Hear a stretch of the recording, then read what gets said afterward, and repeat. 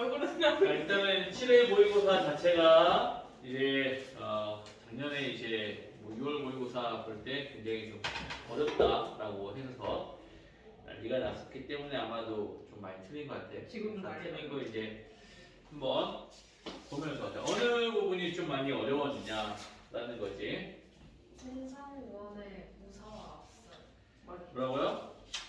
그 18번부터 21번까지 있는 지문. 앞에 비문학 지문은 괜찮았습니까? 그러면 그렇지 않았습니다. 저 12번이요. 12번요. 왜요? 그러게. 잠깐. 아니 답지를 봤는데 어? 왜 뭔 소리인지 모르겠어. 긴장해.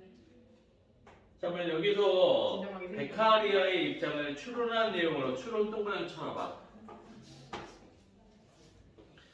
그럼 베카리아의 입장을 추론한 내용으로 가장 적절한 것을 할 때는 추론 자체가 일단은 내용에서 뭐냐면 그 뽑아내가지고 이 근거 보기 1, 2, 3, 4, 5번의 근거를 뽑아낼 수 있느냐 그 근거가 있느냐를 지금 얘기하는 거거든. 그러니까 있는 내용이 그대로 적혀 있는 게 아니란 말이야. 추론 문제는. 알겠어? 있어야 돼. 내용이 있어야 되고 그 내용을 근거로 이게 나올 수 있어야 되는 거야. 그래서 얘는 그래서 그 근거를 우리가 찾아내려고 할 때 저거는 베카리아 우리 일명 베카라고 합시다. 베카, 버카 말고 베카. 그래서 이제 1764년에 발간된 체사베 베카리아의 범죄와 형벌은 커다란 반향을 일으켰다. 반향이 뭐야? 반향이 뭔지 아냐? 모르지 또. 미치겠다. 어휘력이. 뭐냐고? 반향이 뭐냐고? 근데 저희 어휘 아니에요. 해야 돼, 맞죠? 이걸 봐서 이런 소리 빨리 와야지. 원래 반야? 반향이 뭐예요? 반대? 아니요. 누가 했지? 무슨 반자예요? 여기서의 아니 그러니까 우리가 커다란 반향을 일으켰다라고 하잖아. 무리를 일으켰나? 아니야. 그거보다는 화장? 아니 생각을 해봐. 사전. 사전이라고 있네. 커다란 반향이 있었다. 왜 모를까? 아니 브레이크 반응 맞는데 그러니까 뭐야? 어떤 일이나 현상에 세상에 영향을 미쳐 일어나는 반응입니다. 자, 그러니까 반향을 일으켰다라는 건 사람들에게 뭔가 우와 하는 느낌을 주는 거, 깨달음을 주는 거지. 커다란 반향을 일으켰다는 표현을 많이 쓴단 말이야. 그건 기존에 알고 있던 지식이 아닌 또는 알고 있던 상황이 아닌 다른 새로운 상황들이 나왔을 때 우와 하고 놀라는 거 있지. 이걸 우리가 반향이라고 해. 그래서 커다란 반향을 일으켰다. 그러니까 범죄와 형벌이라는 이 책 자체가 어떻다는 거 굉장히 쇼킹했다. 이렇게 봐야 되겠지? 네. 형벌에 관한 논리정연하고 새로운 주장들에 유럽의 지식사회가 매료된 것이다. 그러니까 봐. 반향이라는 뜻이 뭔지를 몰랐어도 바로 밑에 뭐가 나와? 매료가 나오죠. 매료가 뭐야? 맞아. 홀리는 거. 그러면은 반향이라는 단어 뜻이 긍정이구나라고 우리가 추측을 할 수 있지. 그치? 반향을 일으킨 건 매료되는 것들. 그러니까 와 생각해봐. 너희들도 새로운 어떤 의견이 나왔을 때 거기에 우리가 우와 하면 어때? 매료가 되지? 너희들이 나의 매력에 매료되는 것처럼 그런 거란 말이야. 매료라는 건 그거야. 윤서야 그립다. 껐을 거야. 윤석 에이씨 딱 뽑아요. 뭐 하는 거야? 딱 에이. 자유와 행복을 추구하는 이성적인 인간을 상정하는 당시 계몽주의 사조의 끊어. 그럼 기존의 사조네요. 기존의 사조의 특징은 뭐라고? 행복주. 자유와 행복을 추구하는 이성적인 인간. 그쵸? 기존의 사조야. 백화대는 충실히 뭐하여? 호응 동그라미 쳐라. 그건 뭐야? 백거 긍정. 이익을 저울지 할 줄 알고 그에 따라 행동하는 존재로서의 인간을 전제했다. 사랑은 대가 없이 공익만을 위하여 자유를 내어놓지 않는다. 끊임없는 전쟁과 같은 상황에서 벗어나기 위하여 자유의 일부를 떼어주고 나머지 자유의 몫을 평온하게 누리기로 합의한 것이다. 저마다에 대한 자유의 총합이 주권을 구성하고 주권자가 이를 위탁받아 관리한다.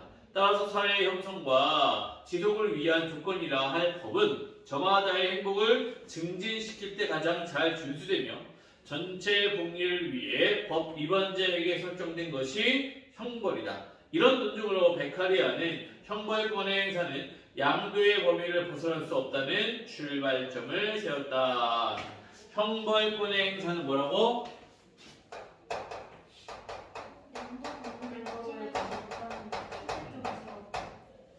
형벌권의 행사 자체가 양도의 범위를 벗어날 수가 없다.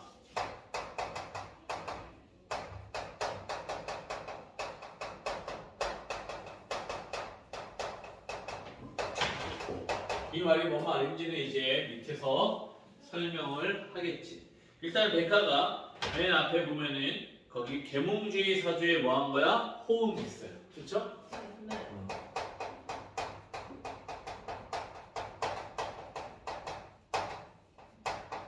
그래서 이 계몽주의 사주는 뭐와 뭘 추구해요? 자유와 행복을 추구하는 거잖아. 맞지? 자유와 행복을 추구하는 그랬단 말이야. 그래서 그에 따른 행동하는 인간을 전제 조건으로 한다. 이거에 따라 행동하는 거야. 근데 이 조건이 바로 뭐니? 뭐를 위해서 뭐를 내어줘? 응? 뭐를 위해서 뭐를 내어줘? 소리 들어. 맞아요.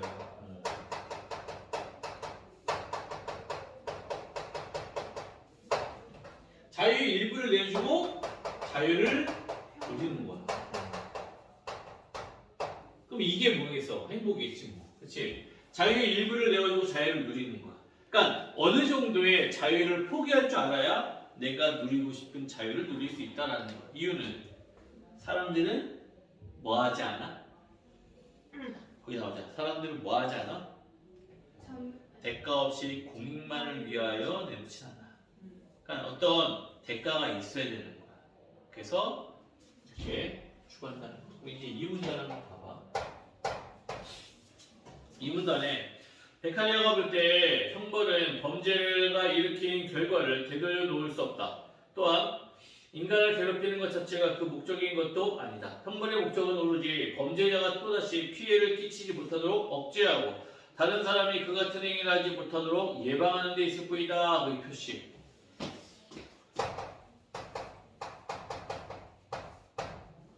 형벌의 이유 뭐야? 범죄자가 재발 방지. 그렇지? 한 번 지은 범죄자가 또다시 그것을 죄를 짓지 않게 하는 거고, 두 번째 타인에게 같은 어. 행동을 하지 않고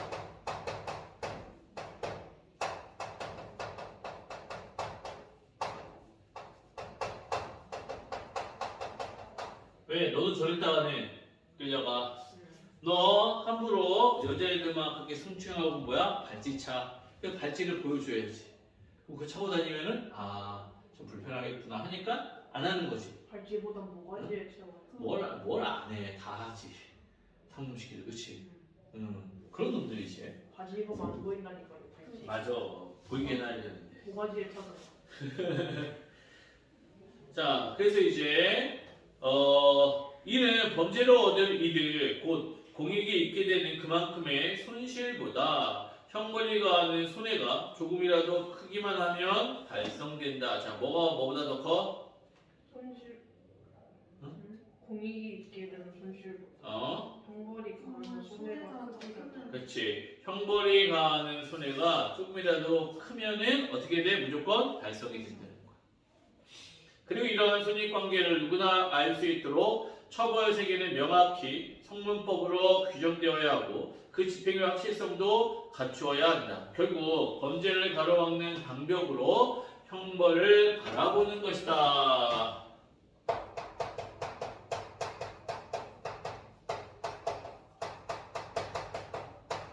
바로 방금 무엇이래요? 방비하기.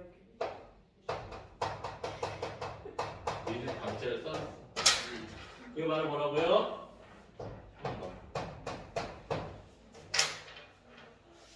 범죄 예방 차원인 거야. 죄진 사람 벌 주려고 하는 게 아니라 범죄를 예방하기 위한 방책이라는 거야. 자, 이 울타리의 높이는 살인인지 절도인지 등에 따라 달리해야 된다. 공익을 훼손한 정도에 비례해야 하는 것이다.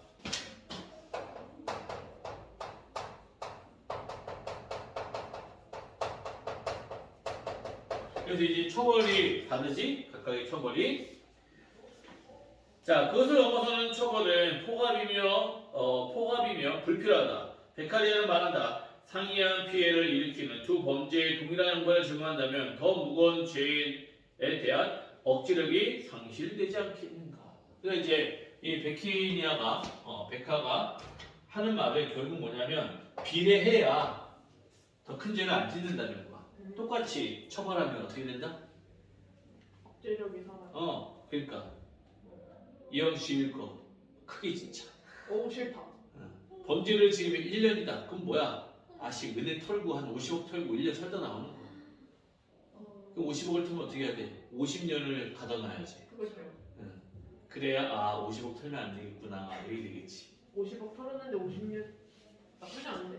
1억에 1년 아니 괜찮지? 지금 털어도 어차피 50년 전은 예순이란 말이죠. 그럼 50억이 있으면 나쁘지 않지 않을까? 그치.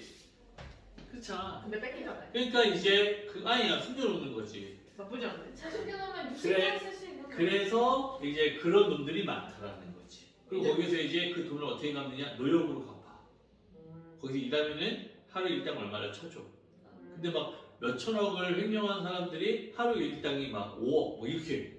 또 말도 안 되는 거지. 당연히 맞아. 그러니까 그런 것들에 대한 논란이 분명히 있는데 그냥 무시하고 해버린다고. 정말 이상한 거지. 자, 그는 인간이 감각적인 존재라는 사실에 맞추어 제도가 운영될 것을 역설한다. 가장 잔혹한 형벌도 그의 수시행되다 보면 사회 일반은 그에 무디어져 마침내 그런 것을 봐도 옥살이에 대한 공포 이상을 느끼지 못한다. 인간의 정신에 크나큰 효과를 끼치는 것은 형벌의 강도가 아니라 끊어야 되겠지? 형벌의 강도가 아니라 지속이다. 지속 표시. 죽는 장면의 목격은 무시무시한 경험이지만 그 기억은 일시적이고 자유를 박탈당한 인간이 속죄하는 고통의 모습을 오랫동안 대하는 것이 더욱 강력한 억제 효과를 갖는다는 주장이다. 더욱 중요한 것을 지키기 위해 희생한 자유에는 무엇보다도 값진 생명이 포함될 수 없다고도 말한다. 이처럼 베카리아는 잔혹한 형벌을 반대하여 휴머니스트로 최대 다수의 최대 행복을 말하여 국리주의자로 자유로운 인간들 사이의 합의를 바탕으로 논의를 전개하여 사회 개혁론자로 이해된다. 형법학에서도 형벌로 대갚아준다는 응보주의를 탈피하여 장래의 범죄 예방을 발생을 방지한다는 일반 예방주의로 나아가는 토대를 세웠다는 평가를 받는다. 그러니까 이 사람이 지금 보면은 자 3문단에서 이 백화의 핵심은 바로 뭐야? 처벌이 목적이 아니다라는 걸 강조하는 거다. 처벌이 목적이 아니라 예방. 그래서 그걸 토대로 어떻게 하자는 거야? 앞으로 범죄가 일어나지 않게 하자는 거지. 강하게 처벌하는 게 중요한 게 아니라 지속적인 그걸 보여줌으로써 뭐 하지 말자? 범죄가 일어나지 않게 하자. 이런 견해. 그러니까 12번에 이 사람의 견해 추론하는 것으로 가장 적절한 거. 그럼 몇 번이 되는 거야? 4번이 되죠. 그러니까 왜 그러냐고.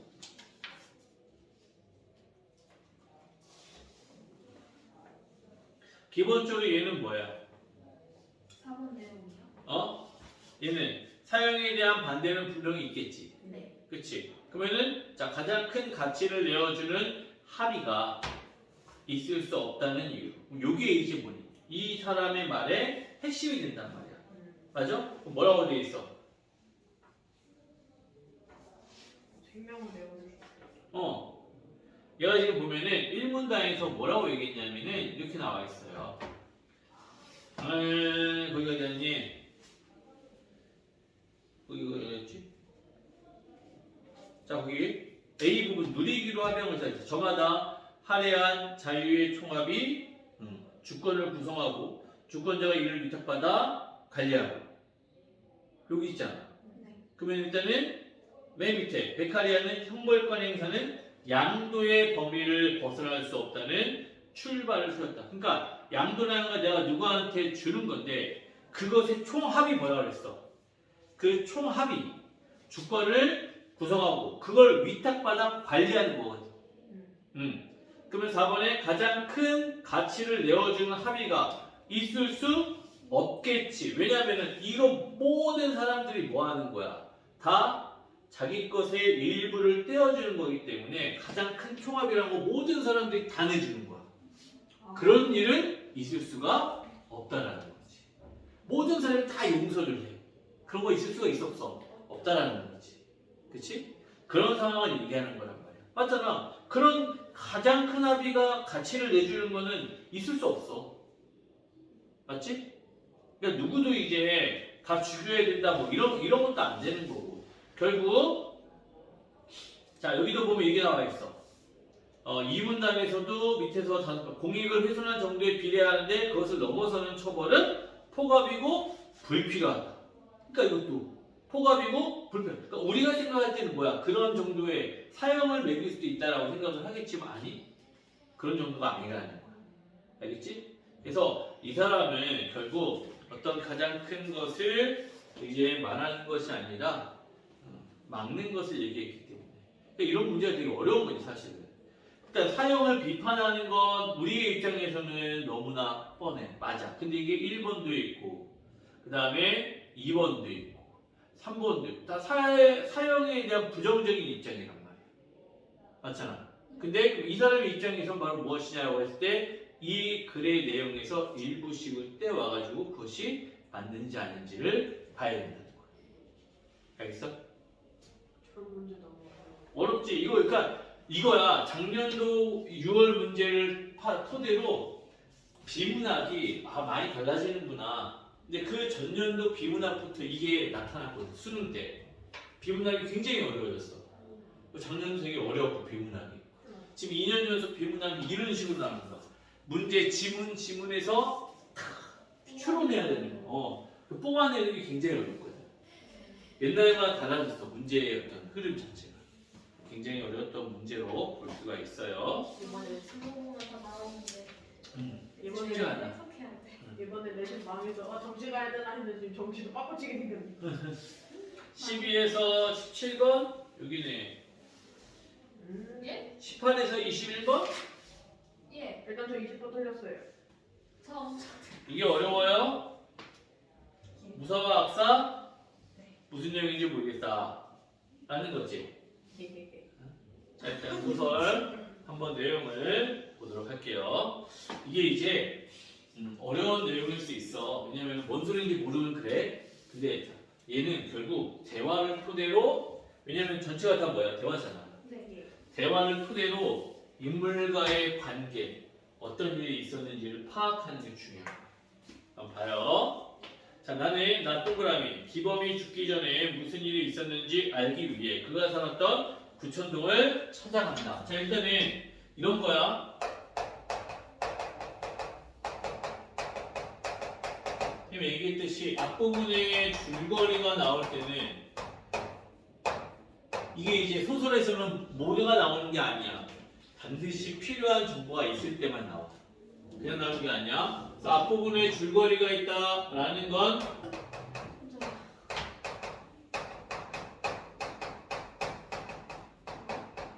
아니 그때 보니 이거야. 중요한 인물 정보가 있다라는 거야. 중요한 인물 정보가 있다 이거야.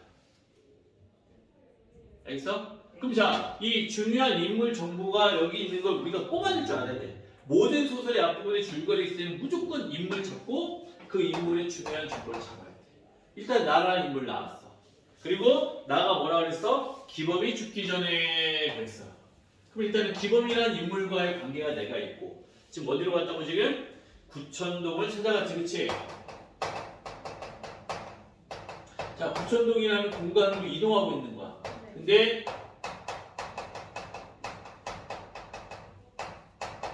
일단은 기범의 죽음으로 인해서 가는 거야, 그렇지? 그리고 죽기 전에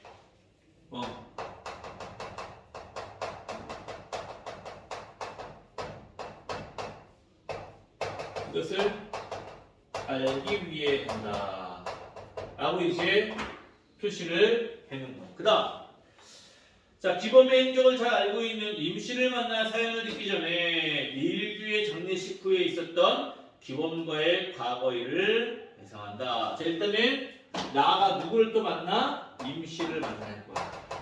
그럼 이 임씨는 나에게 뭘 전달해 주는 사람이야? 거기 보니까 과거. 기범의 행적.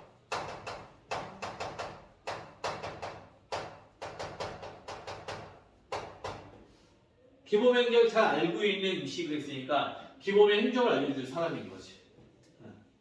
맞잖아. 그리고 이제 내가 뭘 한다 그랬어 지금? 일규의 장례식 후에 있었던 일규라는 인물도 또 있네.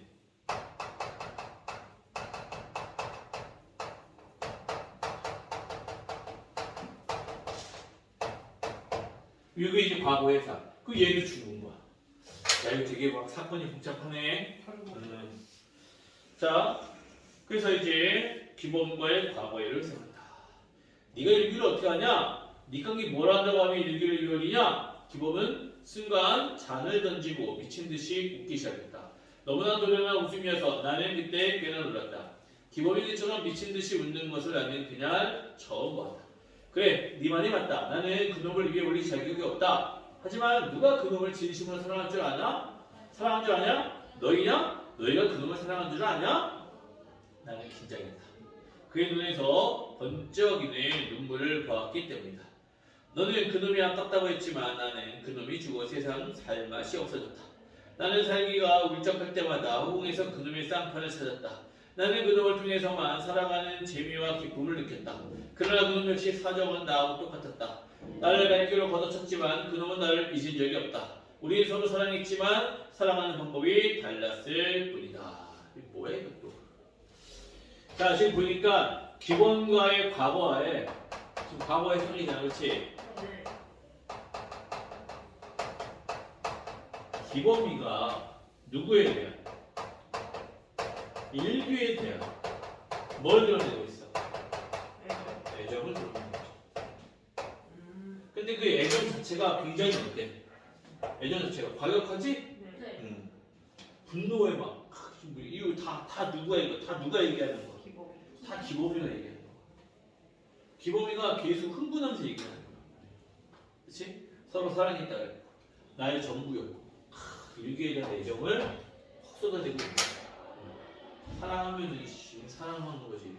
중략 밑에 원래 그 사람은 도회지에서 살던 사람인데 왜 그때 도시를 버리고 깊은 산골을 찾았는지 모르겠군. 처음에 저도 많이 궁금하긴 하게 생각했습니다. 뭔가 세상에 죄를 짓고 숨어 사는 분이 아닌가 했습니다. 더구나 이리로 들어오시자 머리를 깎고 수염까지 기르셨거든요. 그러나 오래 계시고 살다 보니 저대로 차츰 납득이 갔습니다. 한마디로 말하기는 어렵지만 세상에 뭔가 실망을 느끼신 게 아닌가 싶습니다. 본인이 그런 말을 한 적이 있어? 과거 얘기는 좋지 않아 하시는 편이었는데 언젠가는 내게 그 비슷한 말씀하시더군요. 듣기에 따라서는 괴변 같지만 그분은 남하고 다른 묘한 철학을 지니고 있습니다. 그걸 한번 들려줄 수 없어? 그분은 세상이 어지럽고 더러울 때는 그것을 구하는 방법이 한 가지밖에 없다고 하셨습니다. 세상을 좀 더 썩게 해서 더 이상 그 세상에 썩을 것이 없도록 만들어야 한다는 것입니다. 밑줄. 이상한 세상이네. 그러니까 한마디로 망하게 해야 된다는 얘기네. 싹 다 망하게 해야 된다는 거. 자, 그걸 썩지 않게 묻히려고 했다가는 공인이 사람만 상하고 힘만 배로 든다는 것입니다. 모두 썩어라. 철저히 썩어라가 그분이 세상을 보는 이상한 분입니다. 제 나름의 어설픈 추측입니다만 그분은 사람만이 이상한 초능력을 믿으시는 것 같았습니다. 사람은 온갖 악행에도 불구하고 자기 스스로를 송두리째 포기하지는 않는다는 것입니다. 세상이 철저히 썩어서 더 썩을 것이 없게 되면 사람은 살아남기 위해 언젠가는 스스로 자구책을 쓴다는 것입니다. 당신은 바로 그걸 믿으셨고 이러한 자기 생각을 부정의 미학이라는 묘한 말로 부르시기도 했습니다. 자, 거기에 자, 당신은 바로 그걸 믿으셨고 당신이 누구야? 그 사람. 지금 누구 얘기인지 모르겠죠 우리가. 맞잖아. 중략이 돼버리니까 누군지는 모르지만 그 누구에 대한 얘기를 누군가가 계속 전해주고 있잖아. 네. 이해되지? 예. 자, 나는 승가 오케이. 그럼 이제 내가 누군가와 대화를 하고 있어요. 네. 맞아요? 근데 우리 앞부분에 줄거리 나왔잖아. 임신. 뭐야? 임시. 그럼 이 사람이 지금 임신하는 거 우리는 추측이 가능하지. 그러면 지금 여기에서 말하는 그분이 누구야? 기범이 될 확률이 높다라는 거야. 몰라 아직. 추측을 하는 거야. 그래서 이제 그게 맞는지는 확인하면 돼. 알겠어? 자, 봐 이제. 나는 순간 가슴 한 구석에 뭔가가 미미하게 부딪혀오는 진동을 느꼈다. 진동의 진상은 확실치 않지만 나는 그것이 기범을 이해하는 어떤 열쇠가 아닌가 생각했다. 밑줄 나오잖아. 그러면 이 기범에 대한 나는 뭐였어요? 나는 기범에 대해 저 미친 또라이 새끼 뭐 이런 거. 근데 곤란하지. 맞잖아. 앞에 행동을 보면 저 미친 또라이 뭐야? 근데 어떻게 됐어요? 계기는 뭐라고?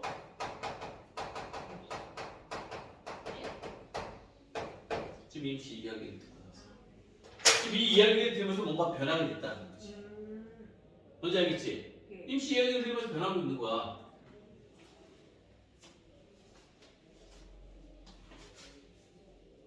자, 그의 온갖 기행과 궤변들이 어지러운 혼란 속에서 그제의 언뜻 한 가닥의 질서 위에 어렴풋이 늘어서는 것이었다.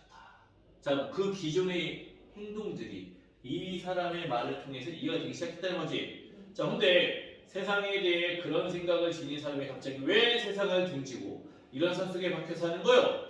당신께서 아끼시던 친구 한 분이 갑자기 세상을 버리셨다고 하시더군요. 그때 아마 충격을 받으시고 이리로 들어오신 게 아닌가 싶습니다. 누구랍니까? 그 친구가. 이름 말씀 안 하시고 그분은 언제나 미련한 놈이라고만 부르셨습니다. 오일규다. 자, 그러니까 이제 기범이 이일규의 장례식 이후에 어떻다는 거야? 충격을 받고 산속에 들어갔네. 그치? 보니까 이 장례식장에서 만났잖아, 기범이랑. 만났더니 내가 얼마나 일기를 해야 되는지 알아? 으아씨, 네가 알아? 네가 아냐고? 이런 거잖아. 무슨 또라이처럼 막 행동을 했단 말이야. 그러나서 지금 사라졌던 그 기범이가 죽었어. 어? 죽은 거예요? 여기 있잖아 임마. 기범이 죽음. 아 죽었네. 자기 죽은 거야. 그래서 얘가 살았던 부천동에 가서 그러네. 임씨에게 이야기를 듣는 거야. 그동안의 행적을. 그러니까 이 죽은 친구의 과거를 보면서 일규의 장례식 후에 했던 행동을 이해해가는 과정이라고 봐야 되겠지. 그치? 그때 이해를 못했던 거지. 근데 지금 이제 이해를 해가는 과정이겠지. 오일규다. 나는 그제 오일규의 장례식 후에 기범이 격렬하게 짓거린 저 시끄럽던 요설들 있죠. 저 시끄럽던 요설들 바로 뭐야? 중략 전 내용. 바로 중략 전 내용이지. 중략 전까지 내용이지. 그 요설들을 생각났다. 어쩌면 기범은 그때 이미 세상을 등지에 결심을 했는지도 알 수 없다. 아니, 그는 그 얼마 후에 내 앞에서 정말로 깨끗하게 사라져버린 것이다. 깨끗하게 사라져서 어디로 간 거야? 그 산속으로 간 거지. 그래, 그 친구가 죽은 후로 왜 세상을 등졌답니까?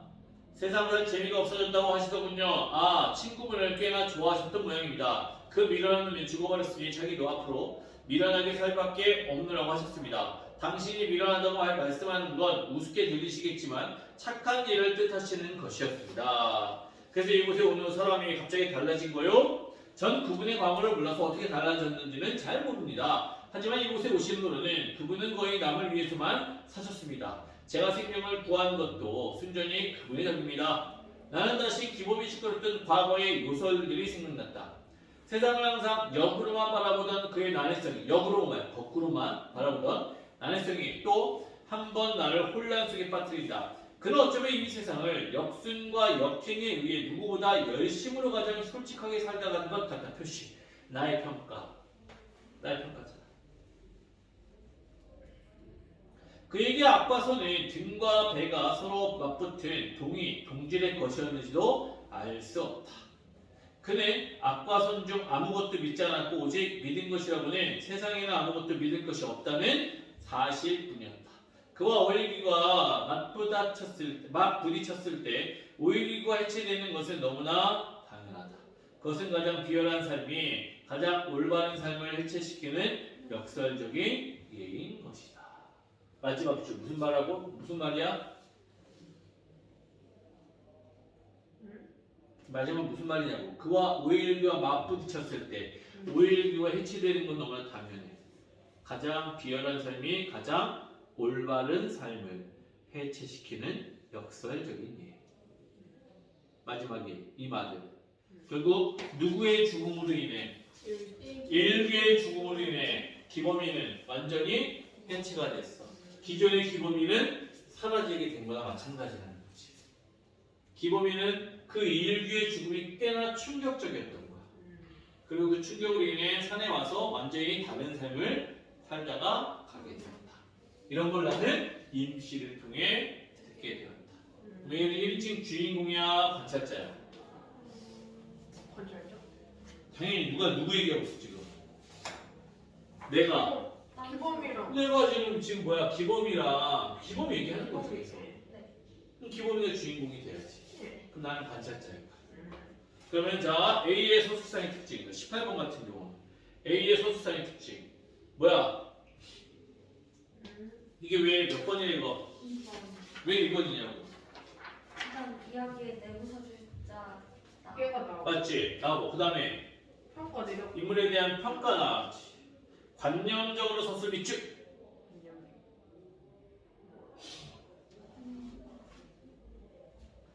관념적인 뜻이 뭐예요? 추상적. 맞아요.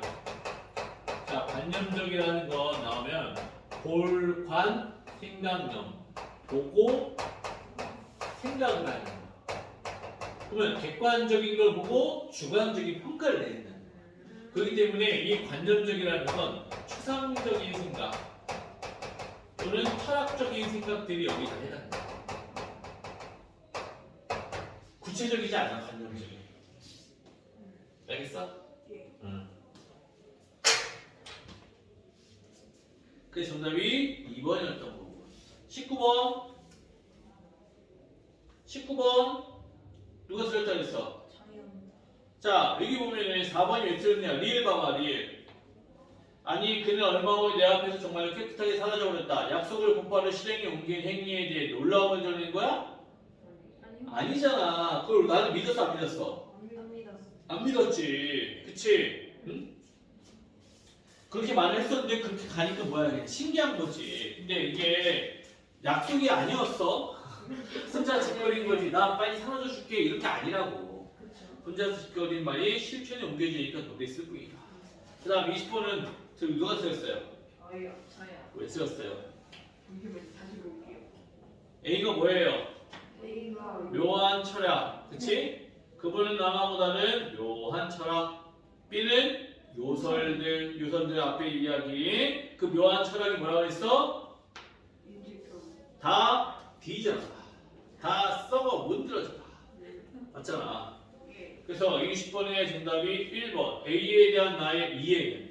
기범에 대한 나의 인식이 전환되는데 기여한다. 맞잖아. 네. 그 얘기 때문에 내가 인식이 바뀐다 그랬잖아. 네. 그치? 몇 번 썼어 도대체? 몇 번 썼어요? 이상한 거예요. 아까 몇 번 썼냐고? 저 2번. 2번 너는? 4번. 4번? 아니 안 보여서 아무거나 찍었어요. A에 대해 얘기를 내가 꺼낸 것은 기범에 대한 저의 오해를 풀 목적에서다? 아니 내가 꺼내지 않았어. A에 대해서는 누가 가지고 있었어?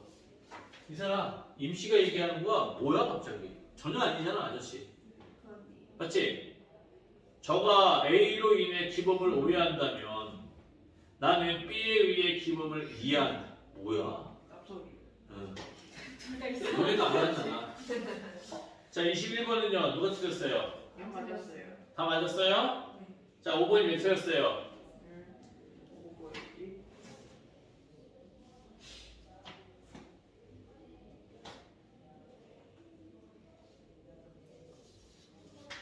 5번에 들었어요.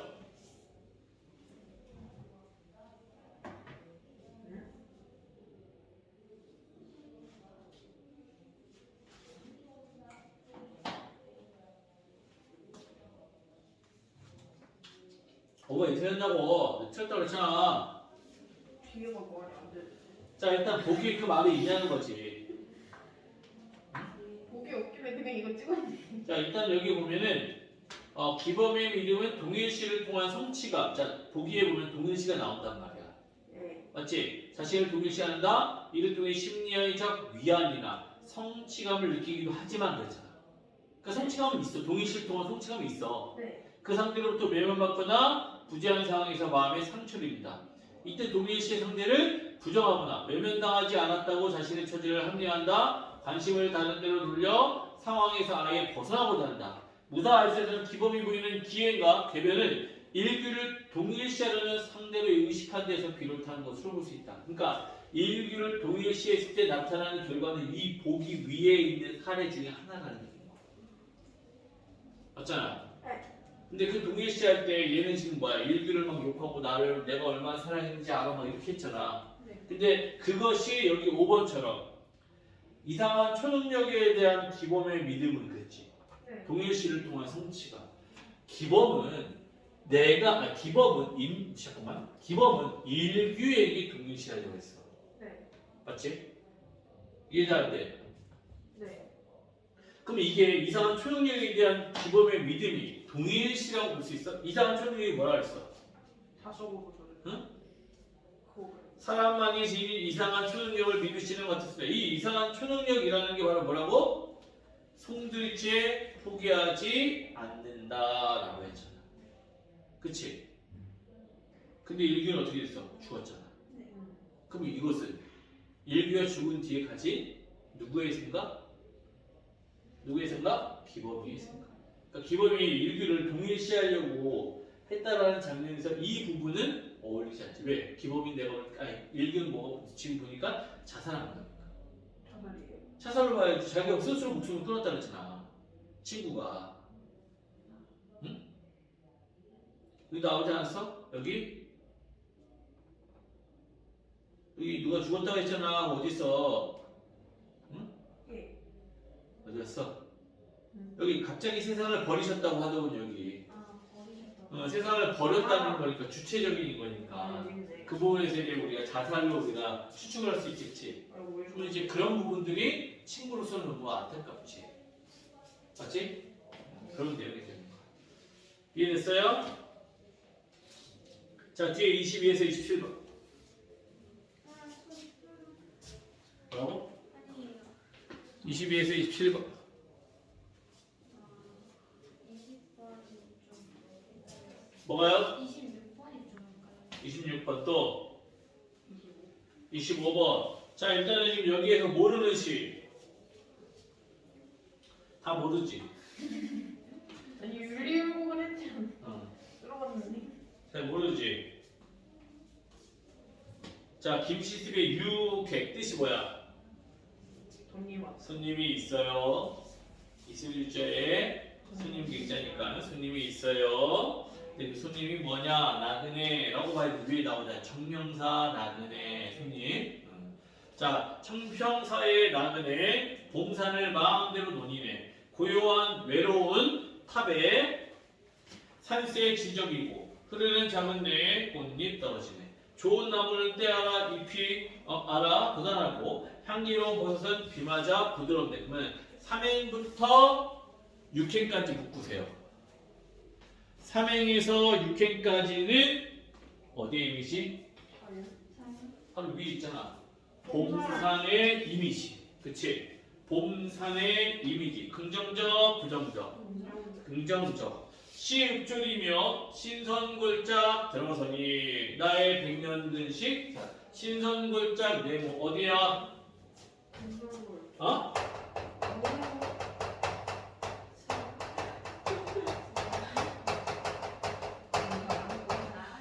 자, 여기서 이 포인트를 잘 알아야 돼. 신선골짝 할 때 신선을 언급하는 이유는 뭐냐? 신선은 어디 속에 살아요? 산 속에 사는데 이 신선이 사는 산속은 다 어때요? 아름답고 이상하고 실질적으로 신선이라는 존재는 있어 없어? 없죠. 없어요. 근데 우리 누굴 신선이라 그래? 신비도 어? 이 신선 누구야?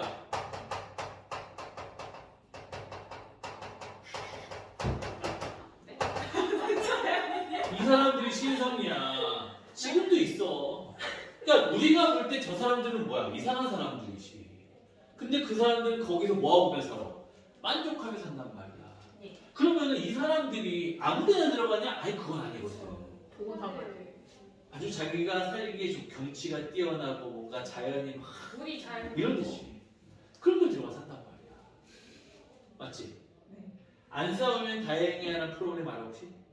안 알긴 싸우면 다행이야. 알긴 그게 이제 그 어디 섬에 들어가가지고 막 그 섬에 있는 어디 들어가고 물고기 잡아먹고 막 그 요리하고 그러잖아. 거기 원래 그 주인 있단 말이야. 그 섬에 거기 사는 사람. 근데 그 사람은 아무것도 없잖아 사실은. 근데 자연과 더불어 사는 거지. 그러니까 거기 가면 막 사람들이 막 딱 봐도 불편해. 겁나 불편해. 뭐가 있어? 아무것도 없어. 그냥 맨 큰 바위 같은 거 맞아 불편해. 근데 거기가 막 잡는 물고기 막 먹으면서 어째 사람들이 막 감탄하지. 그러니까 우리는 신선이라는 사람을 우리와는 다른 세계에 사는 사람이다 라고 평가하고 그럼 그 사람이 사는 공간은 굉장히 아름답다 이렇게 평가를 해. 그래서 신선의 골짜기라고 하면은 이런 아름다운 자연 그것이 3행부터 6행까지 딱 제시가 된 거야. 그래서 나의 백년근심 세모 사라지는 딱 사라지는 거지. 그래서 너희들이 이제 힘들면 어디에 가면 돼? 나는 자연이다 찾아가면 돼. TV에서 검색해갖고 몇 회 자연인에서 찾아가가지고 그 아저씨 만나갖고 얘기 들어보면은 아 내가 공부 열심히 해서 여기 들어오면 안 되겠구나 생각이 들 거야. 어? 겉으로 볼 때는 되게 화려하고 좋지만 가서 들어봐봐. 니네 그렇게 살고 싶나? 그렇지 않아. 따뜻한 나. 안 나와. 그 사람들 이제 딱 보면은 막 겉으로는 되게 멋있어 보이고 막 그러다가 이제 속얘기 꺼낼 때 보면 다 뭐가 있니? 세상에 대한 아픔이 있는 분들이야. 세상에 아픔이 있으니까 거기 들어가 살고 그러면서 이제 많이 마음의 병이 치유가 되고 왜 마음의 병이 치유가 될까? 그런 데 들어가면 사람 없어서. 아주 부딪힐 일이 없는 거야. 더 이상 이제 스트레스 받을 일이 없는 거야. 그리고 내가 월산대군 시절 알려줬잖아. 월산대군 원래 왕이 됐어야 되는데 성종한테 동생한테 왕위를 물려주고 세자를 보고하고 산속에 들어가는데 오히려 그래서 더 오래 살았잖아. 피톤치드가 그래서 그게 피톤치드 많이 마셔야 돼. 자 윤리국은 뭔 뜻? 윤리가 네 번째는 윤리가 그거야. 지명이야 지명. 밤마을 밤율자 마을 일자 밤마을에 유곡 노는 노래 노율자를 써갖고 밤마을에서 노는 노래 딱 들어보자마자 얘는 뭐야 자연치마 아니면 전원에서의 한가로운 삶 이래야지. 도연명이 죽은 후에 또 연명이 나다니 밤마을 옛 이름이 때마침 같으시고 밤마을 옛 이름 그래서 이게 연명 돌아와 수조일 전원이야 그와 내가 나누랴 서리법 같다. 도연명 죽은 사람을 자 끄집어 내가지고 뭐하고 있어 나와 같다라고 평가하면서 내가 도연명이다 이런 삶을 얘기하는 거야. 너희들은 누구의 삶이다 그때? 내가 누구다 이런 거 없어? 아직 없어? 내가 김태희다. 이게 안 되는. 내가 김태희다. 이게 안 되는. 난 비를 만날 것이다. 그건 싫은데. 뭐 이런 어떤 그래서 그와 내가 다르냐? 같다라는 거고 30 세모쳐야 되겠지. 귀하다 이 강산과 바꿀 수냐 바꾸지 않겠다. 서리법. 종합배에 단을 싣고 다시 때에 던질제 이 몸이 이 청흥 맑은 흥치를 가지고 만호인들 부러워라. 만호 세모 부러워 안 부럽다. 이거 속세의 삶을 벗어난다는 얘기야.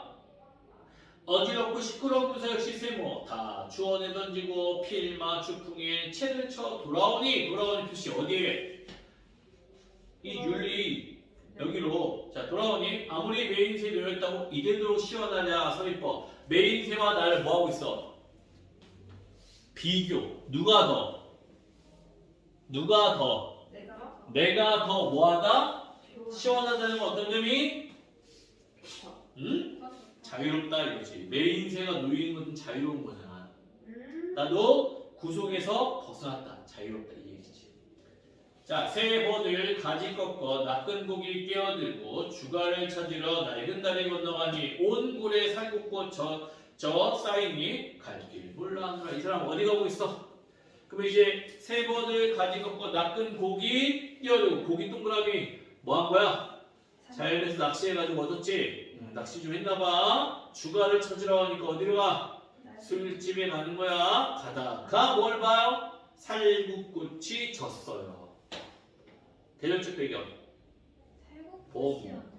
도와 행아. 봄이야. 행화가 살구꽃이에요. 살구꽃이죠. 쌓이니 갈길 몰라 하느라. 뭐 뜻하는 거야? 살구꽃이 많이 있으니까 바닥에 그냥 걸린 거 아니야? 그러니까 어떻다는 거냐? 예쁘겠죠? 아름답다. 벚꽃이 딱 졌을 때 벚꽃이 막 펴있으면 어때? 예쁘죠? 지저분하지. 다 떨어져가지고. 이게 맨 처음에 봤을 때는 꽃길이네. 떨어지지도 않으시다니까요. 그래서 그 얘기야. 달팽이로 그런 거야. 저는 애가 맞아. 그 얘기야 지금. 눈도 처음에 내릴 때니. 나중에 운전하기 네, 지독해지면 이제 지긋한 되면 진짜 짜증나는 거야. 그런 톤이 아니야. 자, 자 17곡 최행수 쑥다리 맛에 조동갑 꽃다리 맛에 박찜개찜 올려 점심은 날 시키소 매일 이렇게 지내면 표시 나 같아도 살겠다 씨. 무슨 시름이 있으랴 있다 없다? 없다. 주변에 이제 같이 이웃들과 뭐하고 있어? 쑥도 다리고 꽃도 다리고 닭찜 갯집 올려 점심 진수성찬이네. 이렇게 먹으면 나도 맨날 거기 살겠다 그치? 놀고 먹고 차고 싸고 놀고 먹고 차고 싸고 맞잖아. 일어나야죠. 응. 이 못하려 해. 이효리처럼 사는 거지. 농사는. 이효리처럼 사는 거지 이효리. 아, 이효리가 뭐라 그랬나? 그래. 뭐 나는 뭐 가진 게 많으니까 이렇게 맨날. 근데 가진 게 아주 많지는 않거든. 이효리도 많이 팔아먹어가지고. 그 생활이 어떻게 충당하는지 들었어? 돈 떨어지면 건물을 많이 사놓고 지금 돈 떨어지면 건물 하나씩 팔면서 이제 또 이렇게 되는 거야. 근데 건물이 많으니까 가능하지. 난 건물도 없고 돈도 없고. 그러니까 연예인들 중에 이효리는 굉장히 솔직한 편. 솔직해가지고 이제 그런 모습들을 사람들이 좋아하는 거지. 실제로 돈 많이 벌었잖아. 그런 거 가지고 이제 사람들이 뭐라 하진 않잖아. 실력 가지고 구나. 조어 선매 이건 무슨 내용? 응? 뭐야? 고기 닦는 상황을 얘기하는 거지. 그치? 근데 처음에 봐. 50이 넘은 판교 동그라미 인물이야. 마음에 맞지 않는 관정을 버리고 거리낌 없는 자유로운 심경에서 여성을 보냈다. 청수한 한폭대를 그리어 추풍강산에 낙대를 만들까 보다. 궁핍을 면한 양으로 본의 아닌 생활을 계속하는 이보다 모든 속살을 버리고 표현이 감상이 어객이 되는 것이 운치에 있는 생활이기도 하려니와 얼마나 자유를 사랑하는 정과 마음이냐. 고기를 잡는 취미도 실로 300명에 몰입할 수 있는 좋은 노름이다. 푸른 물이 그렇게 담긴 목가에 흐느적거리는 낚싯대를 휘어잡고 바늘에 미끼를 물린다. 가장자리에 있는 물 이끼들이 확 엉켰을 뿐만 아니라 고기도 송사리 그때밖에 나오지 않는지라 낚싯줄이 허한 대로 멀리 던져가지고 큰 고기를 잡을 양으로 힘껏 내던져도 본다. 퐁당 물결이 여울처럼 흔들리고 나면 거울 같은 수면에 찌만이 외롭고 슬프게 고추 서 있다. 한 점찌는 객이 되고 나는 주인이 되어 알력과 무력과 시기와 주주로 꽉 찬 이 풍진 세상을 등 뒤로 두고 서로 무언의 우정을 표현한다. 내 모든 정리로 오로지 외로이 떠있는 한 점찌에 기울이고 있노라면 가다가 멸한간 이 한 점찌는 술 취한 놈처럼 까딱 흔들리기 시작하면 고기가 온 거지. 찌가 움직이는 거야. 지금 뭐 하고 있는 장면이야? 낚시를 하는 장면이지. 그치? 예. 자, 그래서 내 어디 갔냐? 고기가 왔구나 해갖고 옳다 큰 눈이 불린 게로고 해가지고 힘껏 당기면 어떻게 돼요? 큰 고기는 그냥 누구? 방개란 놈이 나오고 또 개구리도 나오고요. 미치는 거지. 자, B의 세상 일이란 모조리 그러한 것이리라마니 아무리 내 재주가 서툴다기로쓰니 개구리나 방귀나 놈들이 엄치가 있지 소고에 이르기를 숭어가 뛰니 망둥이는 뛴다는 색으로 나는 나대로 제법 감상해 어기긴 양하고 나서는 판에도 미끈한 잉어까지는 못 물린다 쓴 치더라도 뭐야 붕어라도 잡아야 되는데 못 잡았다는 얘기지 맞지? 안 잡혀. 그러니까 이게 보면은 세상에 뒤숭숭하니 고요히 서재나식 지어 한국에 유희로 푹 박혀 있자는 것도 말처럼 휩싸야 되는 것은 아니라 그렇다고 거리로 나가 성격 파산자처럼 공연시 왔다 갔다 하는 게 부질없고 보이는 것 들리는 것이 모조리 심사 틀린 소리밖에 없어. 그래도 죄 없는 곳은 내 서재니라 하여 며칠만 틀어박혀 있으면 그만 속에서 우라가 터져나왔대. 왜? 서재도 마음에 안 들어.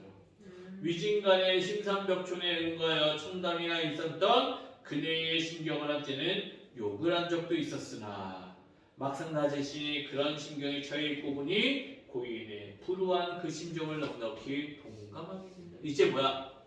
동명상련을 느끼는 거지 미움에서는.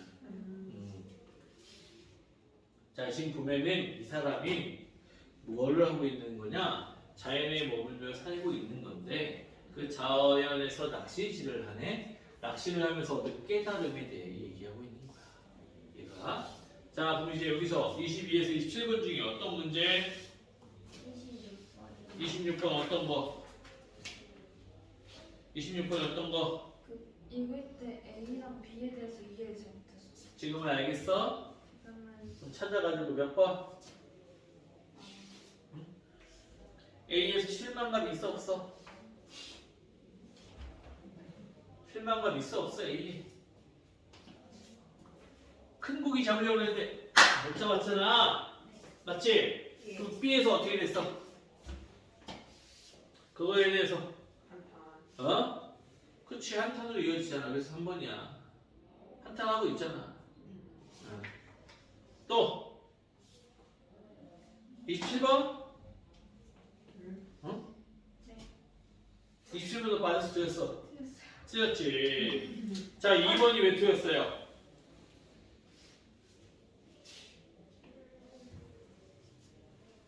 낡은 다리가 주가와 온 골이라는 대비된 속성을 지닌 두 공간의 경계를 표현하여 양쪽 모두의 미련을 버리지 못한 게 아니라 가는 길에 있는 다리고 그치? 거기에 골이 있고 행화가 떨어진 것이 너무나 아름다웠다라는 거지. 주가와 뭐 경계니 뭐 대비되는 공간이니 이런 거는 어울리지 않는 표현입니다.